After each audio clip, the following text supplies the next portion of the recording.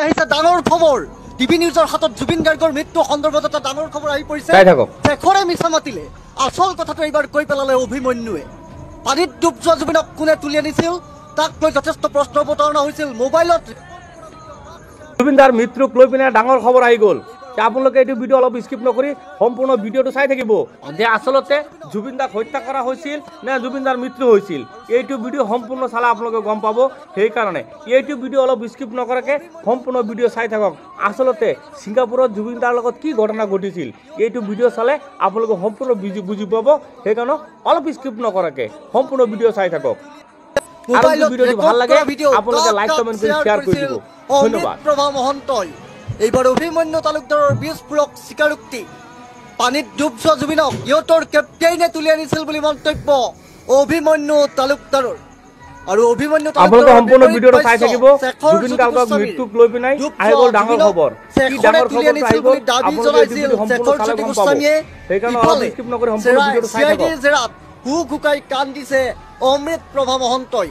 এই খবৰ আহি পৰিছে আৰু ইতিমধ্যেই আমি পুনৰবাৰ জনাইছো ডাঙৰ খবৰ জুবিন গাৰ্গৰ মৃত্যু সন্দৰ্ভত ডাঙৰ খবৰ টিভি নিউজৰ হাতত। শেষৰে মিছা মাতিলে, আচল কথাটো এইবাৰ কৈ পেলালে অভিমন্যু তালুকদাৰে। পানীত ডুব যোৱা জুবিনক কোনে তুলি আনিছিল মোবাইলত আচলতে ছিংগাপুৰত জুবিন গাৰ্গৰ লগত কি ঘটনা ঘটিছিল এই ভিডিঅ'টো সম্পূৰ্ণ চালে আপোনালোকে অভিমন্যু তালুকদাৰৰ সেইকাৰণে অলপ স্কিপ নকৰিব সম্পূৰ্ণ ভিডিঅ'টো চাই থাকক। জুবিনক ইহঁতৰ কেপ্টেইনেহে তুলি আনিছিল বুলি মন্তব্য অভিমন্যুৰ। অভিমন্যুৰ বিপৰীত ভাষ্য শেখৰ জ্যোতি গোস্বামীৰ। ডুব যোৱা জুবিনক শেখৰ গোস্বামীয়ে তুলি আনিছিল বুলি দাবী কৰিছিল শেখৰ জ্যোতি গোস্বামীয়ে। আনফালে চিআইডিৰ জেৰাত হুক হুকাই কান্দিছে অমৃত প্ৰভা মহন্তই।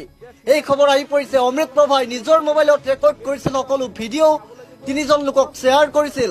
সেই সমস্ত ভিডিঅ' সেই কোন আছিল সেই তিনিজন লোক জানিব পৰা মতে তিনিওজন ব্যৱসায়ী বুলি জানিব পৰা গৈছে, কিন্তু এতিয়ালৈকে স্পষ্ট হোৱা নাই কোন আছিল সেই তিনিজন লোক।